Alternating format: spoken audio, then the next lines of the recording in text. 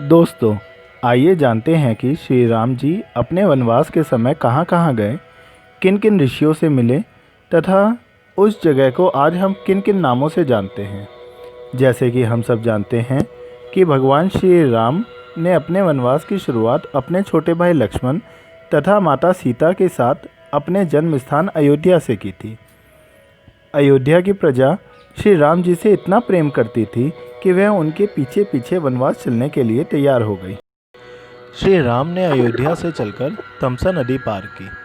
तमसा नदी तक अयोध्या की जनता अपने राजा श्री राम के साथ आए, परंतु श्री राम ने प्रजा को भोर समय सोता छोड़ दिया और आगे चल दिए। प्रयागराज से 20 किलोमीटर दूर वे श्रृंगेरपुर पहुँचे। यहाँ भगवान की भेंट अपने बचपन के सखा निषादराज गुह से हुई। यहाँ पर श्री राम ने गंगा नदी पार की और केवट का उद्धार किया। यह कथा रामायण में बहुत ही सुंदर वर्णित है। यहाँ के गंगा घाट पर आज भी राम भक्त आते हैं। श्रृंगेरपुर के गंगा घाट से निकलकर भगवान कुरी गांव पहुँचे और फिर गंगा जमुना सरस्वती त्रिदेवी नदी के संगम प्रयाग पहुँचे। बीच में कुछ मुस्लिम शासकों की वजह से इस जगह का नाम प्रयाग से बदल के इलाहाबाद हुआ, पर श्री राम की कृपा से आज फिर से ये जगह प्रयाग नाम से प्रसिद्ध है। राम जी पुरई गांव से होते हुए प्रयाग पहुँचे। यहाँ वह ऋषि भारद्वाज जी से मिले और उनसे ही श्री राम जी ने वनवास के लिए उपयुक्त स्थान पूछा। महर्षि भारद्वाज ने श्री राम को चित्रकूट धाम उपयुक्त स्थान बताया। यहीं पर अक्षय वृक्ष भी है। इसी वृक्ष के नीचे श्री राम जी ने एक रात बिताई थी। यह वृक्ष आज भी मौजूद है। इसकी जड़ें कई किलोमीटर दूर तक फैली हुई हैं। कुछ मान्यताओं में यह भी वर्णित है कि रावण का पुष्पक विमान का निर्माण भी यहीं हुआ था। आज के समय इस स्थान पर भारद्वाज मुनि का एक मंदिर बना हुआ है। चलिए दोस्तों, अब चलते हैं श्री राम जी के तपोस्थल चित्रकूट धाम की ओर। भगवान श्री राम ने प्रयाग संगम से यमुना नदी पार की और चित्रकूट धाम पहुँचे।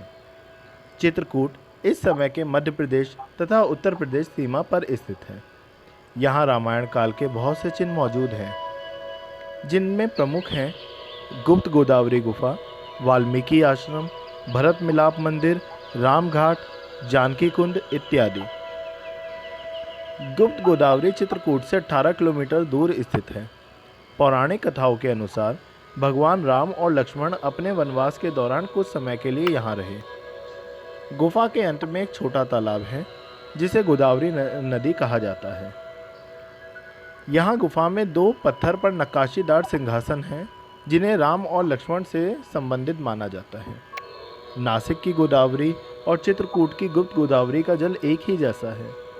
चित्रकूट ही वह स्थान है जहाँ भरत जी तीनों माताओं के साथ तथा जनक जी अपने बंधुओं के साथ श्री राम जी को मनाने तथा वापस अयोध्या ले जाने के लिए आए थे। इस समय यहाँ पर भरत मिलाप मंदिर उपस्थित है।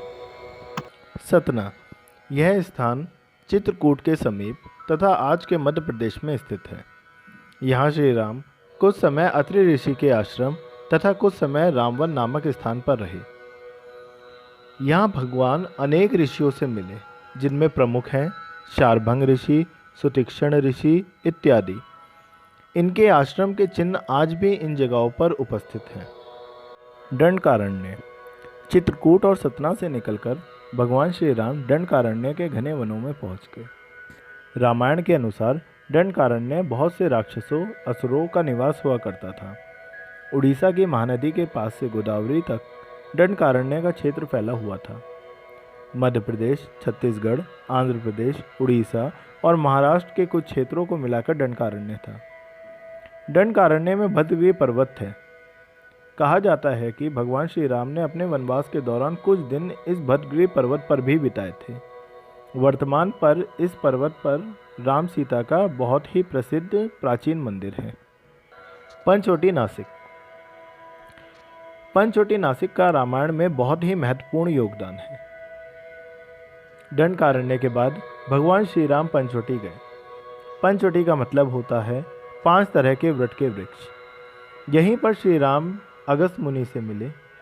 अगस्त मुनि की अग्निशाला नासिक में ही थी, जिसमें वह अस्त्र शस्त्र बनाते थे।